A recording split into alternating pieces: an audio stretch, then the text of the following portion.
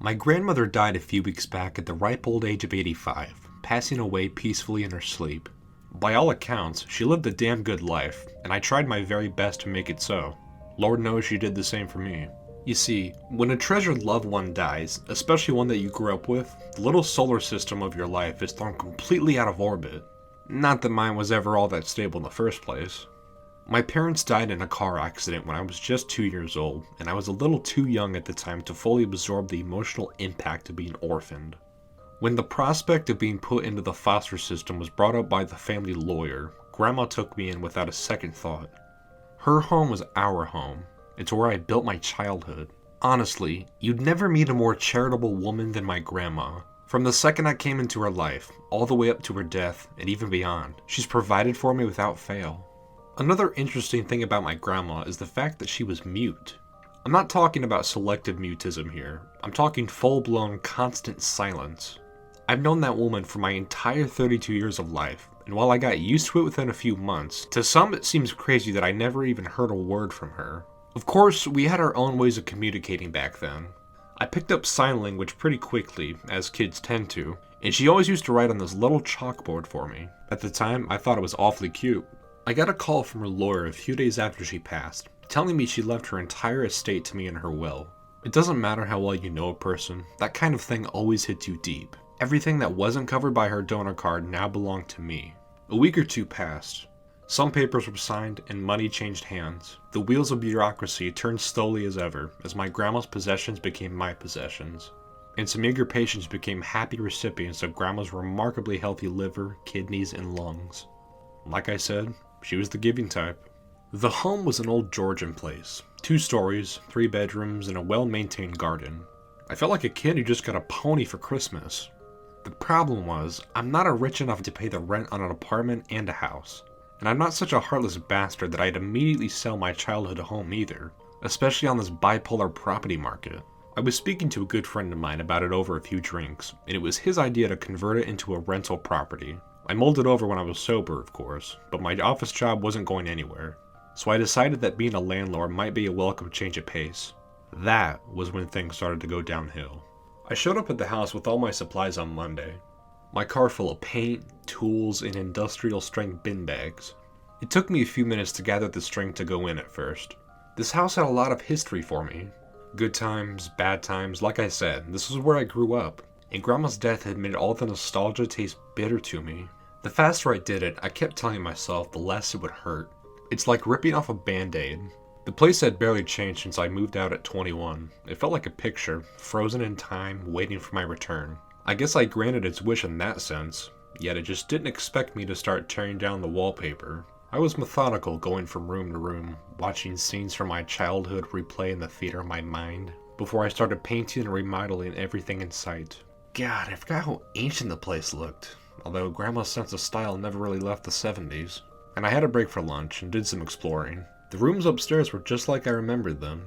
Grandma's room, and the bed she'd never sleep in again, was laid out neatly as ever.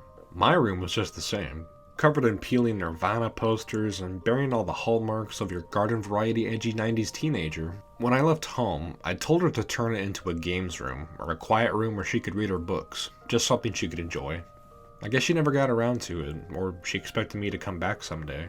Tears were welling up in my eyes when I saw that her old chalkboard was lying on my bed with "Welcome Home" written on it. The one room I hadn't yet checked was the attic. Back when I was a kid, I was never allowed up there. Grandma said, or rather wrote, that it was too dangerous, so I stayed downstairs whenever she occasionally made her way up the hallway stairs. But Grandma was dead, and I'm an adult. I figured that if the attic was big enough, I could convert it into a loft room and take on another lodger. It would be more income if it was right, so it felt almost stupid to miss out. Flashlight in hand, I made my way up the stairs into the attic.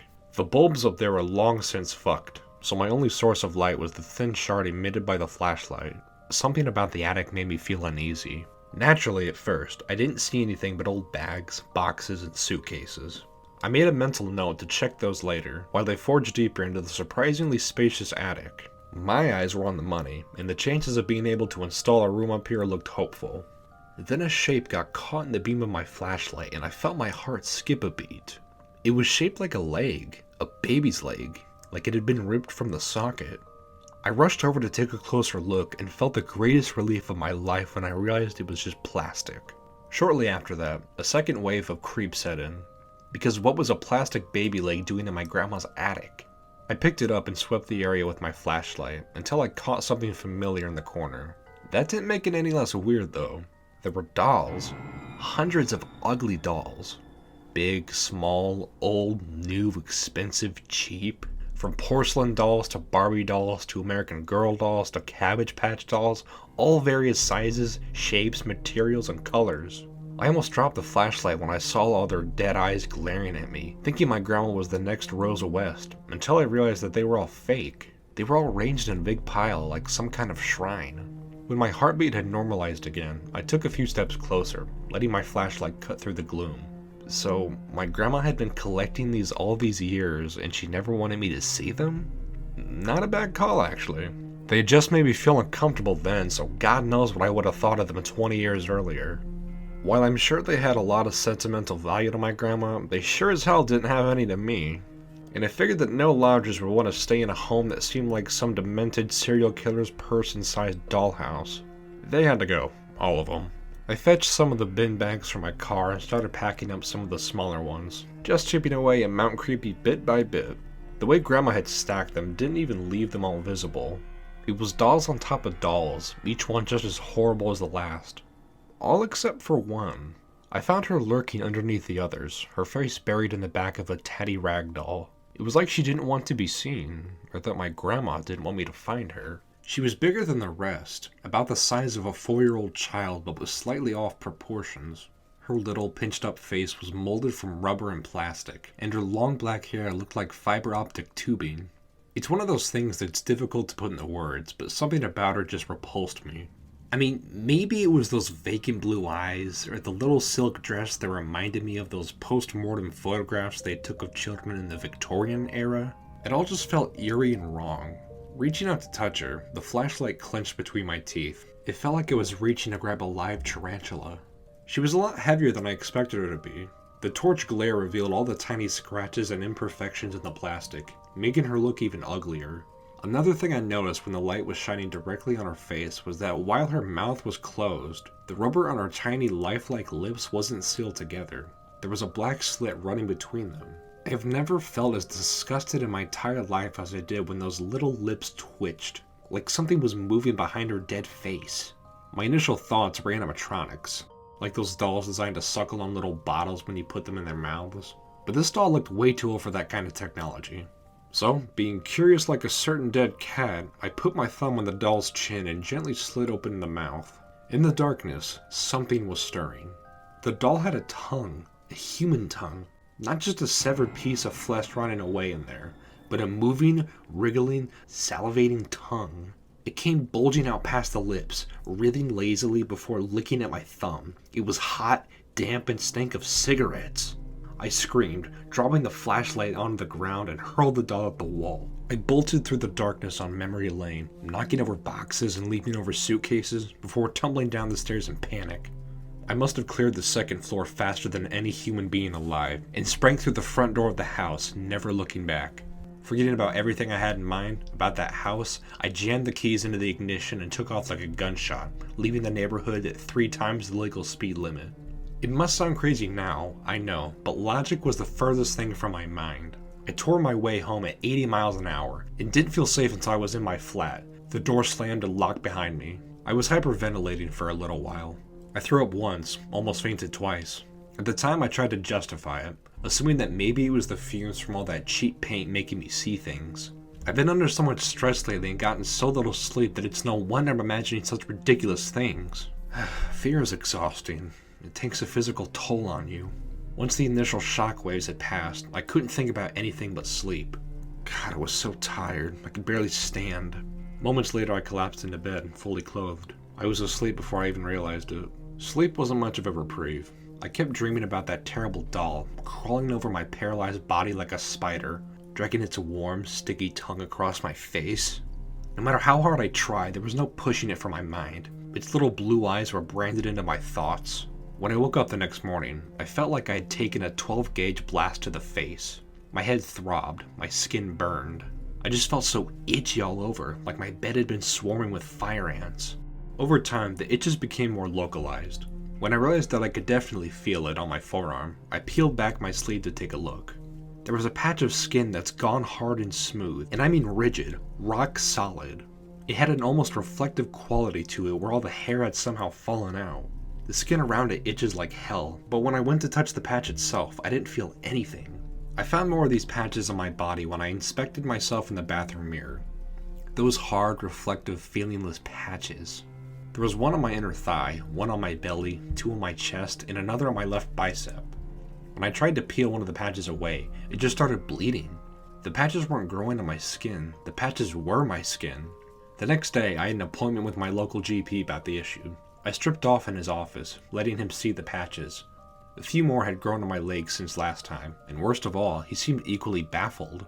"I must admit, these are really quite extraordinary circumstances," he said. "I can't say I've personally seen anything like this before." "Please, doctor," I pleaded with him, trying my best to stop itching at the patches. "There has got to be something you can do for me. Something you can give me, maybe like pills or an ointment."